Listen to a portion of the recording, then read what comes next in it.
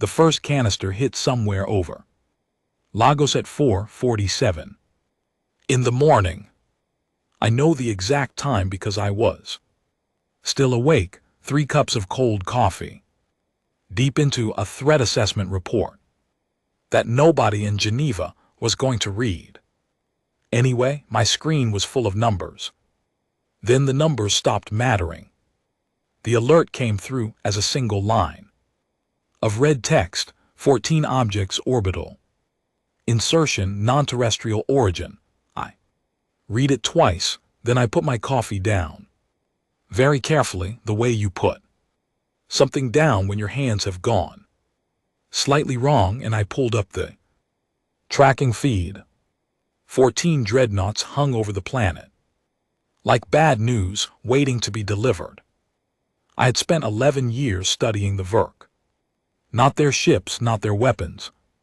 Their biology, their behavioral patterns, the way they move through problem. Every xenobiologist on the UN's research list had read the same files, drawn the same conclusions, written the same warnings in the same careful academic language that governments everywhere had filed and forgot.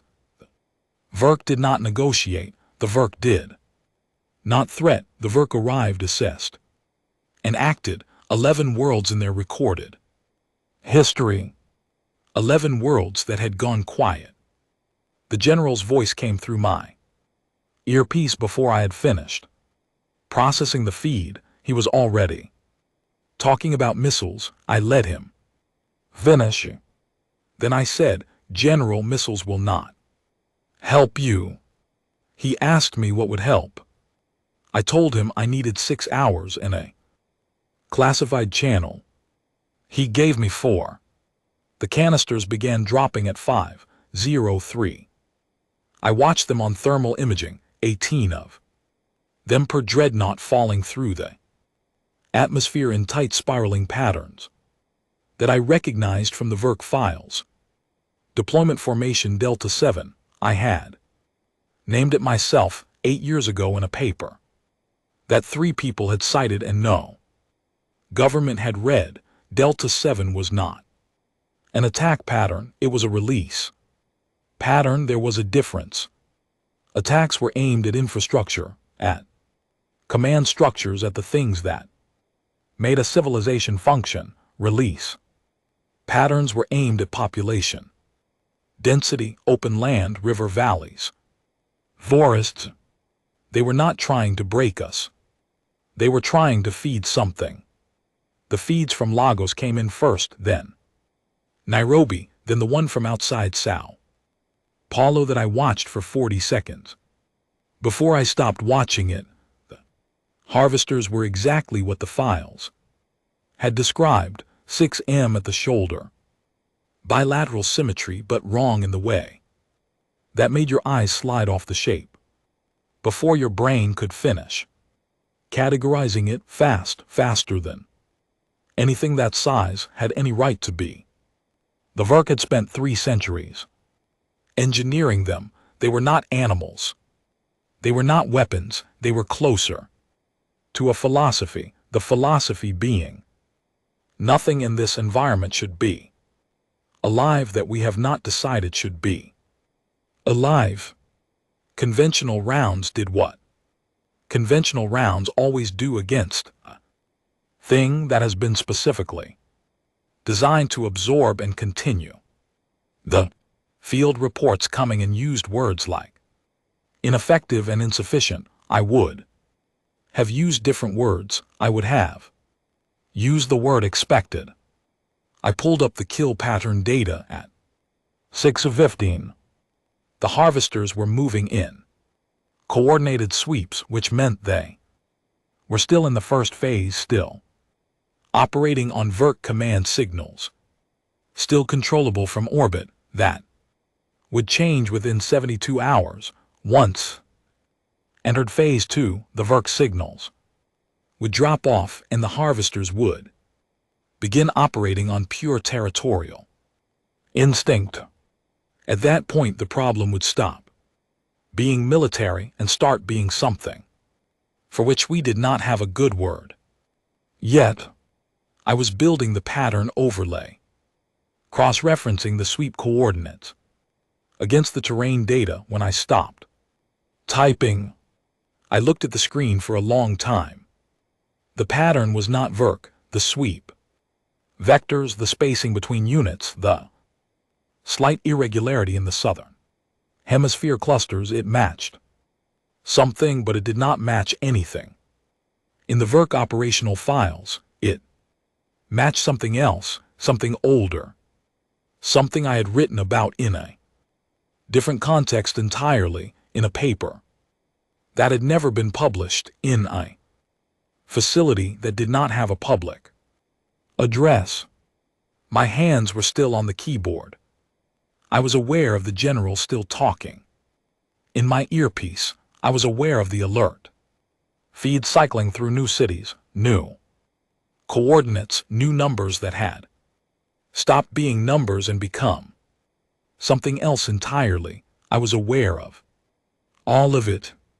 I was not hearing any of it, because I had seen that pattern before. And the last time I had seen it, 6 people who had been drinking coffee with me that morning had not made it to the evening. I had never told anyone why. I had never written it in any report. I had taken that information, and I had folded it very small, and I had put it somewhere I did not look, the way you learn to not look at certain things when looking at them does not help you function. I took the earpiece out, set it on the desk, looked at the pattern on my screen for another 40 seconds. Then I put the earpiece back in and interrupted the general mid-sentence.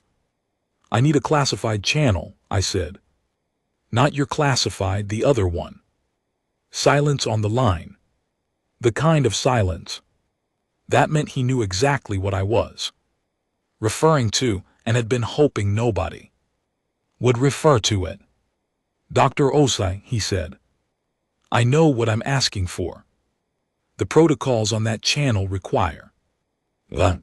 General, I kept my voice very flat and very even, the way I had learned to keep it in rooms where flatness and evenness were the only thing standing between a conversation and a catastrophe. Pull up the Harvester deployment overlay. Southern Hemisphere cluster, tell me what it looks like to you. A pause, he was looking at it. It looks like a standard sweep pattern, he said. It looks like a standard sweep pattern, I agreed. Now overlay it with the file I'm sending you. The one from 2031. The one with the red classification header that you are going to need to call 3 separate people to unlock. I sent the file. I waited. The silence this time was different. Longer, heavier, the kind of silence that happens when a person looks at 2 things side by side and understands, without wanting to, that they match. Lord have patience, I said quietly. Not to him, to nobody, to the 6 names. I did not say out loud. Dr. Os, his voice had changed.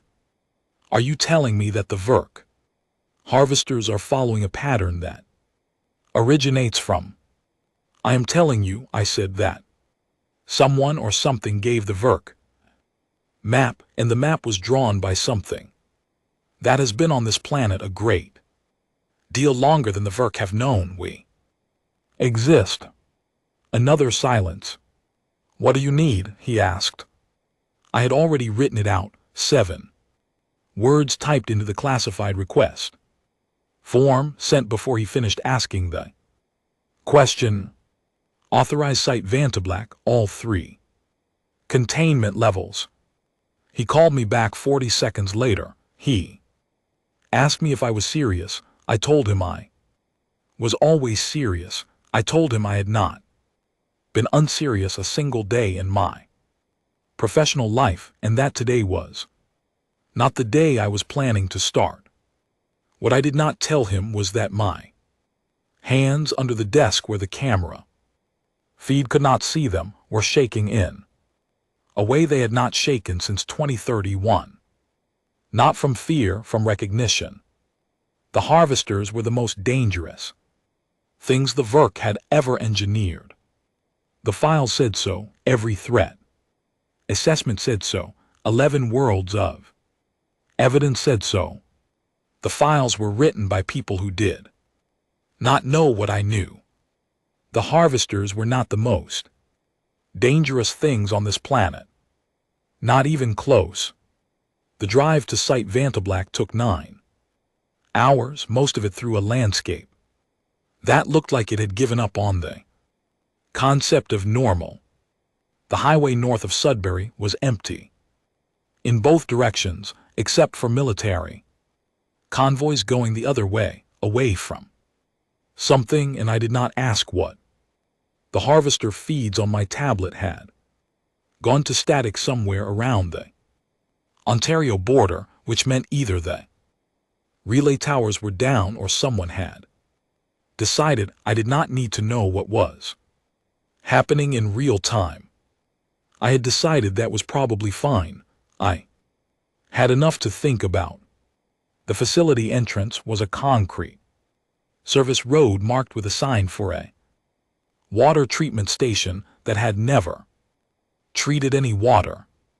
There was a guard post, then another guard post, then a long elevator ride that went down far enough that your ears popped twice, and then a set of blast doors that had been designed by someone who had been genuinely frightened when they designed them.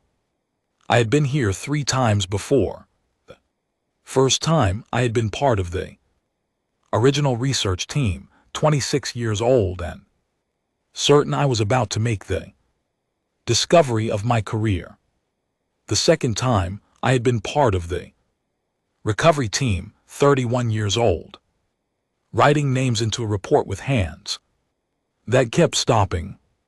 The third time was now. The facility director met me at the bottom of the elevator. His name was Colin Marsh, mid-50s, the kind of face that looked like it had been worrying about something specific for a very long time. He handed me a badge and a coffee, and I took the coffee because it was the same coffee, the same brand, the same terrible vending machine blend that had been here in 2031. And I drank it because not drinking it would have meant acknowledging why I noticed. Command has sent authorization for levels 1 through 3, he said. Full containment access. I know I asked for it. I know you did. He looked at me in the way people look at you when they want to ask a question and have decided not to. The general briefed me on the deployment overlay. Good, then you understand why we're here. We walked through the main corridor. White walls, fluorescent light, the low hum of ventilation systems moving air through a space that needed a great deal of air moved through it. The facility was technically divided into 3 containment levels, which was a bureaucratic way of organizing something that defied bureaucratic organization. Level 1 was the research floor, files and samples, and the kind of careful scientific documentation that made everything look manageable on paper. Level 2 was observation, the monitored chambers, the feeds, the biological data, running on servers that were not connected to any external network. Level 3 was the part that did not have a name in any official document. Staff called it the basement. I did not call it anything. Naming it felt like an invitation. Colin walked me through the briefing room where 3 scientists I did not recognize were standing around a holographic display of the harvester deployment, their faces carrying the specific expression of people who have recently been told something that has rearranged their understanding of several things at once. I nodded at them, they nodded back. Nobody had anything useful to say yet. The pattern match is consistent across all 6 continental clusters, said the youngest of the 3, a woman named Dr. Paula Stride, voice flat and careful. The way that meant she was keeping something steadier than she felt. Whatever generated the original map. The Verk have been following it precisely, down to the terrain variants. Corrections. They were given it, I said. Given it by what? I looked at the display. I looked at the 6 bright clusters burning over 6 continents. I thought about 11 worlds. That, I said, is the second problem. The first problem is what we're going to do about the harvesters. I pulled up a chair and opened my tablet and began the briefing that I had been constructing in my head for 9 hours on an empty highway with military convoys going the other way. I talked through the Verk deployment phases. I talked through the 72-hour window before the harvesters went autonomous. I talked through every conventional option and the reasons each one ended in the same place, which was not a good place. Then I pulled up a file that made Colin sit down heavily in his chair, without appearing to notice he had done it. The file was mine. I had written most of it between 2026 and 2031. The last 3 pages had been written by someone else in a different handwriting, and then completed by me after the fact, because the someone else had not been available to finish them. I did not look at the name at the top of those pages. I never did.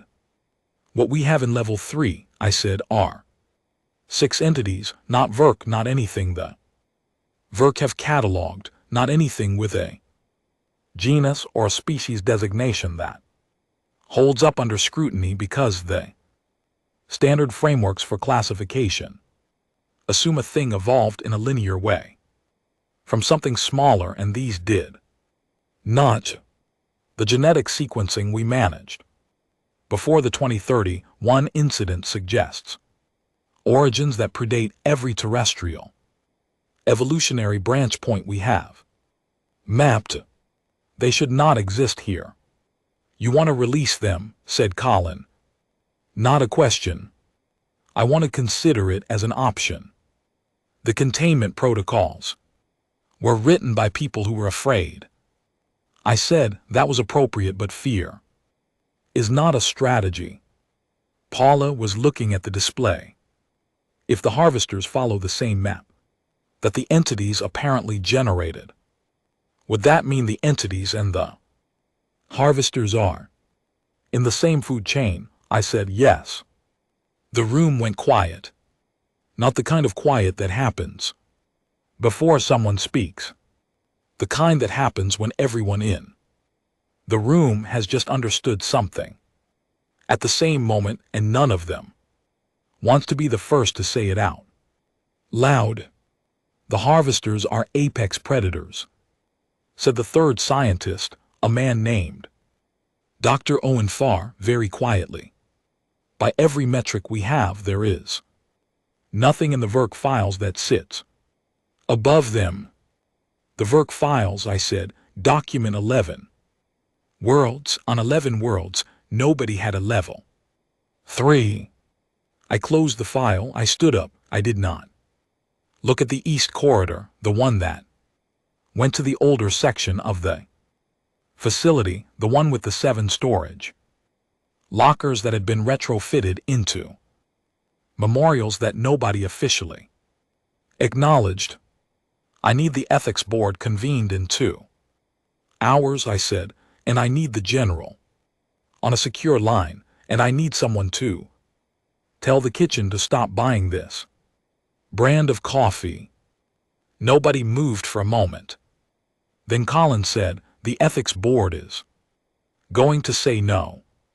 I know. So will the general initially. I know that too. What are you going to say to them? I looked at the display. 6 clusters. 6 continents, the clock in the corner. Reading 51 hours and 17 minutes too. Harvester autonomy. I'm going to say the same thing I always say, I told him. I'm going to put 2 sets of numbers next to each other and let the numbers do the talking. The ethics board said no. I put the numbers next to each other. They said yes. The authorization came through at 11:47. That night, it had 17 signatures on it, which was 16 more than anything I had ever submitted before. I read all 17 names. I recognized 4 of them as people who had specifically argued against my research in peer-reviewed journals. Fear, it turned out, was very good at changing minds. I went to my assigned bunk and lay on my back in the dark and stared at the ceiling of a facility buried under 400 m of granite and thought about the east corridor and the 7 lockers and the brand of coffee I had requested they stopped buying and did not request an explanation for. In the morning, I began the release protocol. My hands only shook once, which I considered a professional achievement. The first thing I did wrong was assumed the release would look like the simulations. The simulations were clean, modeled vectors, projected movement corridors, behavioral prediction matrices built from 6 years of observation data. Paula had run them 40 times. Owen had run them 20 more. Every iteration showed the entities moving into the designated harvester dead zones following the territorial instincts the observation data had cataloged, engaging in the behavior the files described in the careful neutral language of science. Trying not to panic. Entity 1 went southwest, correct. Entity 2 went northeast, correct. Entity 4, 5, and 6 moved into their designated corridors within the first 6 hours, and the feeds from those zones showed exactly what we had modeled, which was a kind of efficiency that made the word efficient feel insufficient. Entity 3 went north, not northwest, which was the projection, not northeast, which was the secondary model, north, straight north, moving at a speed that our surface monitors caught in fragmented thermal pulses, crossing terrain in a pattern that the movement prediction software kept failing to categorize because it did not match any animal locomotion database we had. The harvester feeds from the northern zones had gone quiet 4 hours before Entity 3 reached them. I noticed this sitting in the mobile command unit outside the facility entrance, watching 3 screens simultaneously, and I said nothing about it to the people around me for approximately 11 minutes while I thought about what it meant. It meant Entity 3 had not gone north because of the harvesters. It had gone north for a different reason. I got into a vehicle and drove north without telling anyone where I was going, which was not the correct protocol. Paula called me twice. Owen called me once. The general called me 4 times. I answered the general on the 4th call and told him I was following an anomalous deviation and would report in when I had something to report. He told me that was not how field operations worked. I told him I had never technically been a field operative. I was a xenobiologist, and therefore his operational framework did not strictly apply to me. He made a sound that was not quite a word, and I kept driving. The landscape north of the facility was Canadian shield in late autumn, gray. Rock and bare birch, and a sky the color of something that had decided not to commit to either cloud or clear. The roads were empty. The relay towers were down in this sector, which meant my tablet was running on cached data, which meant I was driving through a landscape where the only real-time information I had was what I could see through the windshield. What I could see was a suburb at the edge of a mid-sized town that had been evacuated 31 hours ago. And at the edge of that suburb, standing in a strip mall parking lot between a chain pharmacy and a furniture store, something the size of a grain silo. I stopped the vehicle approximately 200 m away. I turned the engine off. I sat in the quiet for a moment, which was very quiet, which was the kind of quiet that a landscape makes when everything that normally makes noise in it is left. Entity 3 did not move. It was facing me. I want to be precise about what I mean when I say it was facing me, because precision matters and language gets lazy under pressure. It was not oriented in my direction the way an animal orient toward a sound or a smell. It was facing me the way a person faces someone they have been waiting for. There was no threat in it. There was no display. There was nothing the behavioral files called an aggression posture. It was waiting. I sat in my vehicle for 4 minutes. The feeds I could still access were showing the harvester zones going quiet one by one across 3 northern provinces, which was information that should have been requiring my attention. I got out of the vehicle. I sat on the hood. 200 m of empty parking lot between us. The wind was doing what wind does in November in northern Ontario, which is commit fully to being unpleasant. Entity 3's outline against the gray sky did that thing it always did in direct observation, where your eyes tried to find the shape and the shape kept being slightly elsewhere than you were looking, not because it was moving, but because it existed in a way that standard visual processing had not been designed to handle. I had first encountered that quality in 2031. It had taken me 3 weeks to stop finding it disorienting. The scientists who had been with me then had never gotten those 3 weeks. I thought about that. I thought about North and why North and what North meant if you had been contained in a facility for 15 years and the first time the doors opened you, not toward the largest concentration of the things that were your nearest natural equivalent to food, but toward a specific person in a specific vehicle on a specific road. I did not have a scientific framework for what I was thinking. The radio in the vehicle behind me was going loud with voices I was not listening to. I turned it off.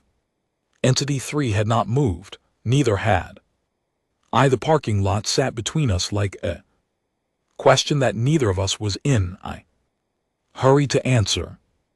I stayed on the hood of the vehicle until the sky started going dark at the edges. Then I got back in and drove back to the mobile command unit and wrote a field note that I did not send to anyone, that I marked as personal and locked with a code I had not used since 2031. It said it knew where I was. It came to me first. It waited. I sat with that for a long time. Then I did what I always did with the things I could not explain in the frameworks I had been given. I wrote a new framework. The cargo container was Paula's idea. She had found it in the port inventory, listed under general freight, 8M by 3, sitting in a Rotterdam yard next to a stack of identical containers that would provide exactly the kind of structural ambiguity that the general had insisted on when he said he would not authorize a meeting inside any building that was also a potential military target.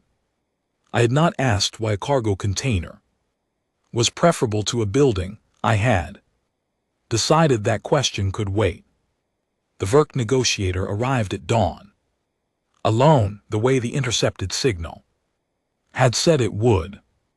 Our translators had been running Verk linguistic models for 30 years, which was long enough to manage functional communication and not long enough to be certain you were not missing something essential in the middle of a sentence. I was standing inside the container when it entered. Colin was 3M behind me. 2 military escorts stood at the door, which was as far as the general had agreed to stand his people back, which I had accepted because arguing about it would have cost time we did not have. The Verk negotiator was not what I had expected. I had spent 11 years studying the Verk through their biology, their behavioral patterns, their engineering outputs. The picture the files built was of a species that expressed everything through scale. Large ships, large weapons, large engineered predators, scale as a statement of intent. I had internalized that picture without fully realizing it. The negotiator was small, not small by human standards particularly, perhaps a 1.75 meters, narrow through the body in a way the larger Verk were not. Old in the way that age shows in a species, something in the surface texture of the skin, something in the way it held its weight slightly forward. It came through the container door and looked at me with 2 eyes set wide in a face that was not built for expressions, but was nonetheless expressing something. It sat down on the container floor.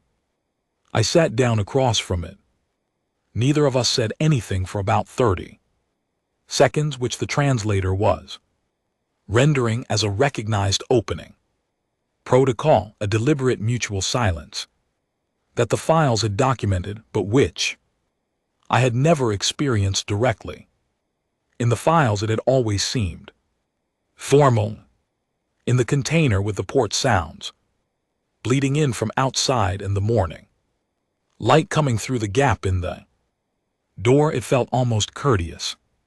The Verk spoke first. The translator rendered it in flat English, stripped of whatever tonal quality the original had carried. You released the prior ones.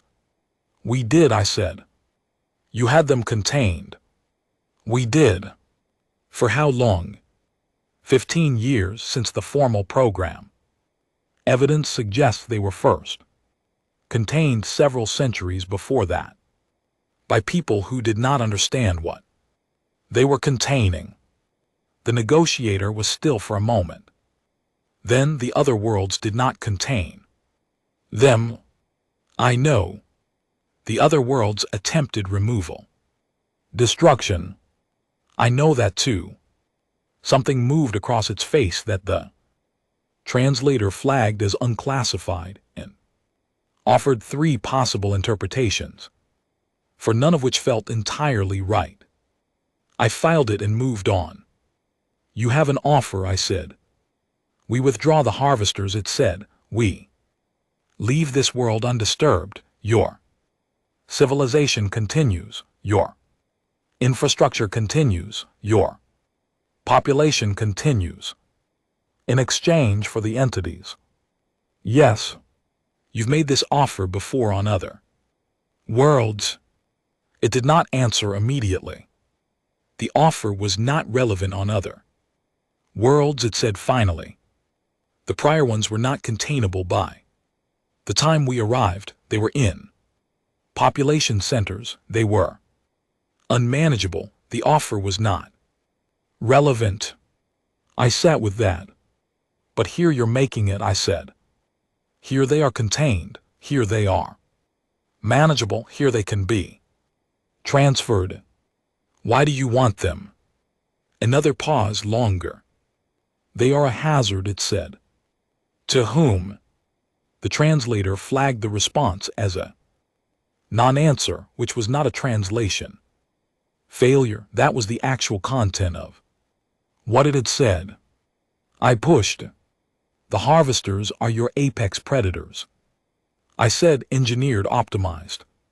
You've used them across 11 worlds, but you came to those worlds because something was already there, something you were sent to address. I want to know who sent you. The container went very quiet.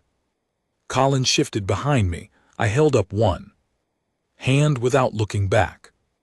The negotiator's two wide-set eyes had not moved. They were watching me with an attention that I was beginning to understand was not just evaluation. It was the attention of a thing that was recalculating. You know about the seeding, it said. Not a question. I have a theory, I said. I want you to confirm it. What it said next took the translator 40 seconds to render, which meant it was either very complex or structured in a way that the model was struggling with. When the text came through, it was halting, approximate, carrying 3 bracketed uncertainty flags. 11 worlds, all 11 carrying the same origin signature in the entity's genetic structure. Origin not terrestrial in any of the 11 cases, consistent across biospheres, across evolutionary histories, across the full range of what the Verk had encountered in 3 centuries of expansion. The entities were not native to any world they were found on. They had been placed. The placement showed signs of intention, long-range intention, the kind that required understanding how a biosphere would develop over geological time. And then after the placement, after enough time had passed for the local inhabitants to find the entities, to study them, to get close to understanding them, the commission. The Verk did not call it being hired. The translator rendered it as something closer to being directed or being given a task by something with the standing to give tasks. I pushed on this. The negotiator was careful with its language. Here, more careful than it had been with anything else. Something older than the Verk had been running this across 11 worlds. Seed. Wait, observe. When the locals discover the entities, send the harvesters. Create the crisis. The locals respond to the harvesters. The entities released to counter the harvesters become the second crisis. The locals caught between 2 threats they do not understand and cannot manage collapse. The entities are then retrievable. The locals are no longer a concern. It was not conquest. It was not resource extraction in any sense I had a file for. It was something more like gardening. Long, patient, precise, oriented around a harvest I could not yet define. I sat very still on the floor of a cargo container in a Rotterdam port at dawn and understood with the particular clarity that comes from looking at a thing you have been circling for a long time that the Verk were not the threat. The Verk were the tool. Who directs you? I asked. That is not a question we can answer in this context. Can't or won't. The translator flagged it as a distinction without a difference in Verk semantic structure. I let it go. Your offer, I said. You want the entities. You want us to hand over something we have contained and maintained and in our own way understood, in exchange for you withdrawing a threat that you were directed to deploy against us. Yes. I thought about 6 names I did not say out loud. I thought about an entity in a parking lot standing still, waiting. I thought about 15 years of files and the 3 pages written in someone else's handwriting. I thought about 11 worlds that had tried to destroy what they found in their basement and 11 worlds that had gone quiet. No, I said. The negotiator was still. We are not giving them up, I said. We found them, we named them. We contained them when containing was the right action, and we released them when releasing was the right action. And whatever relationship exists between humanity and what lives in our basement is our relationship, and it is not a transfer item in your negotiations. Without the exchange, it said carefully, we cannot withdraw. Our direction requires the entities. Without the entities, the harvesters remain. Then we have a problem, I said, because my counteroffer is this. Withdraw the harvesters anyway, leave this world alone, and go back to whoever directs you and tell them that Earth is not running the same program as the other 11 worlds. Tell them the locals here did not try to destroy what they found. Tell them we sat with it, we named it. We built a relationship with something that should have been impossible to build a relationship with, because that is apparently something we do. I leaned forward slightly. And tell them, I said, that whatever they are planning to do next, they should account for the fact that we now know they exist, because that changes the problem considerably. The negotiator looked at me for a long time. The translator was silent. Outside the container, the port made its ordinary port sounds, metal and wind and distant machinery.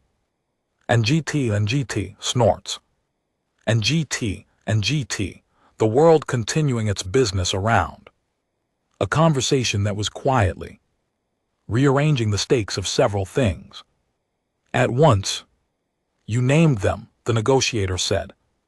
Finally. Yes. What did you name them? I told it. It was still for so long that Colin put a hand on my shoulder. I shook my head slightly. Then the negotiator stood up. It walked to the container door. It stopped there. For a moment, its back to me, looking out at the early morning light over the port. I will carry your words, it said. It walked out. I sat on the floor of the container for another few minutes, not moving, not speaking, aware that the general was going to have a great deal to say, and that Paula was going to want a full transcript, and that the next 72 hours were going to be the kind of work that left marks. All of that was true. For the moment I sat, I thought about a parking lot in northern Ontario and an entity standing still in the gray morning, and the way a thing can wait for you specifically out of all the directions available to it. The Verk had a word for us that the translator could not fully render. I was working on it. The harvesters began withdrawing from continental zones at 3:14 on a Thursday morning, which nobody witnessed except automated monitoring systems and one insomniac technician, a Lima relay station, who wrote it up in a field report that got buried in 17 layers of classification before noon. The official story, released 4 days later, was a diplomatic resolution following emergency UN engagement. It was 3 paragraphs long. It did not mention the Verk by name. It did not mention the entities. It used the phrase coordinated de-escalation, which was the kind of language that meant everyone involved had agreed to say as little as possible about the thing they were not saying anything about. I did not attend the briefing where the official story was presented. I submitted my field report and my research documentation and my recommendation for a new containment protocol framework, and then I drove north again on a road that was no longer empty. Entity 3 was standing at the tree line, 100 m north of the facility entrance. When I arrived, it had been there since the previous evening, according to the exterior monitors. Nobody had gone out to check on it, which I understood, and nobody had initiated any contact with it, which I also understood. I walked out to the tree line. We stood there, Entity 3 and I, in the November cold for about 3 hours. It was not the kind of standing there that required anything to be said or done. It was the kind that had its own content, its own transaction occurring in a register below language, and I had been a scientist long enough to know that the inability to measure something does not mean it is not real. When the temperature dropped far enough that staying out any longer would have been a medical decision, I walked back to the facility entrance. Entity 3 walked into the facility, not because a protocol had been initiated, not because a gate had been opened or a procedure followed. It simply walked in behind me through the open door and down the main corridor and turned left at the junction that led to the containment wing. And by the time the night staff had registered what was happening, it was already in its chamber. I wrote this up in a note I attached to the personal file I had been keeping. The note said, "Voluntary reentry, no coercion, no protocol applied." Then it said, "I don't know what to do with this data." Then it said, "I think that's okay."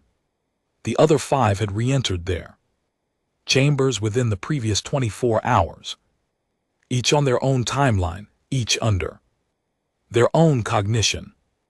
The behavioral files were going to need significant revision. The theoretical framework was going to need significant revision. A great many things that we had written about what the entities were and how they operated were going to need to be looked at again, with the understanding that we had been making certain assumptions that were no longer supportable. I found this, professionally speaking, one of the most interesting problems I had ever been handed.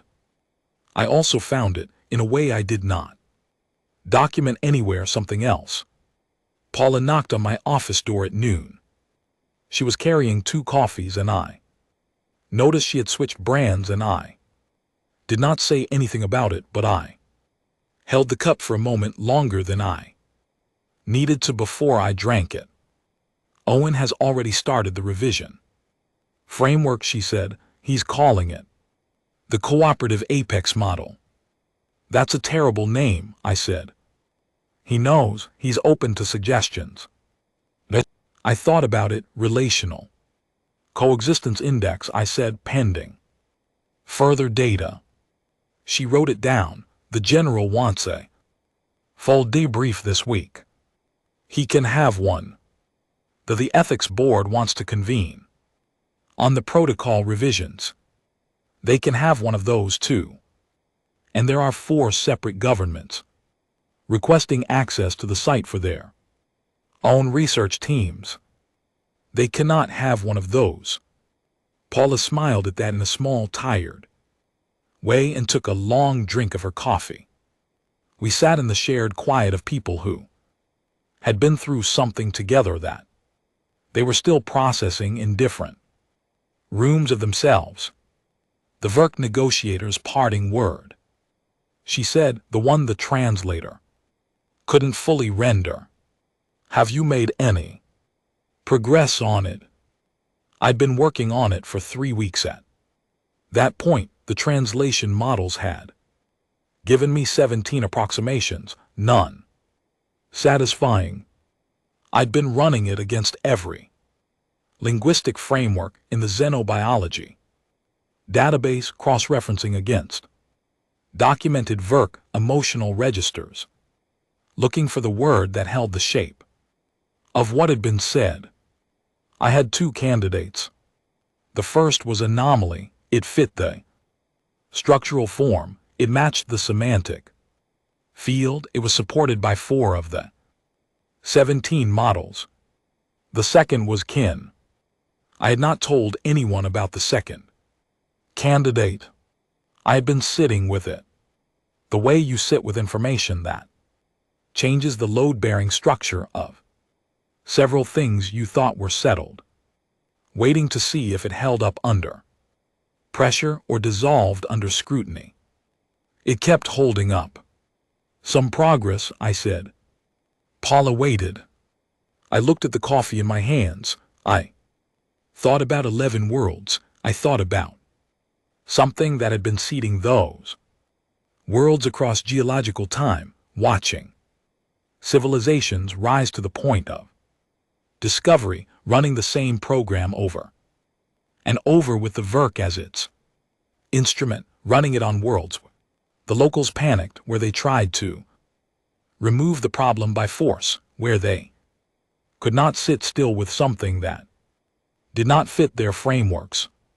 And then I thought about a parking lot, about waiting, about a thing that had been contained for 15 years and had been released into a world under threat and had gone first, not toward the threat, but toward a specific person on a specific road. Whatever was running this program across 11 dead worlds had watched humanity do something the program had not accounted for. We had not tried to destroy what we found. We had sat with it, we had named it, we had built a relationship with something impossible, not because we were unafraid, but because we had found somewhere in the long, strange history of what we were, that fear was not the only available response to the incomprehensible, that we had other tools. Something knew that now, something was recalculating. Something had watched the VERK withdraw from a world that had not run the expected program, and I did not know what that meant yet, what came next, what the next move was in a game that had been running across more distance and more time than I had good numbers for. I knew one thing. It knew we existed now, not as a species to be harvested, not as a civilization running on schedule toward a predictable end, as something that had done the unexpected thing, as something that had complicated the math. Academically speaking, I said to Paula, I have no idea what comes next. She looked at me, but I thought about the word the translator could not render. I thought about what it felt like to sit on the hood of a vehicle in an empty parking lot and have something vast and ancient and not entirely explicable choose out of all available directions to come and wait for you specifically. Whatever is out there running this, I said. It sent killers, and we answered with something it wasn't expecting. I set my coffee down. I think, I said carefully, that's a reasonable place to start. In Appendix C of my official report, on page 311, in the driest language I could find, I noted that the genetic evidence for non-terrestrial origin of the entities had been present in the data since the first sequencing in 2027, that the conclusion had been available for nearly 2 decades, that it had not been acted on or publicly acknowledged because the conclusion followed to its logical end, required engaging with implications that no institutional framework had been built to handle. I noted that the entities had been placed here, that this placement was intentional, that the same signature appeared across 11 cataloged worlds, all of which had been subsequently targeted by Verk harvesters. That Earth was the only world on which the Verk had withdrawn without achieving their objective. That the reason for this deviation from the historical pattern appeared to be rooted in a behavioral distinction in humanity's response to the entities that defied the parameters the program had been designed around. In the final line of the appendix, I wrote the following sentence in the full knowledge that it would be read by no one at the level it deserved to be read at, filed in a database that required 7 authorizations to access and possibly remain there for decades before anyone found it relevant.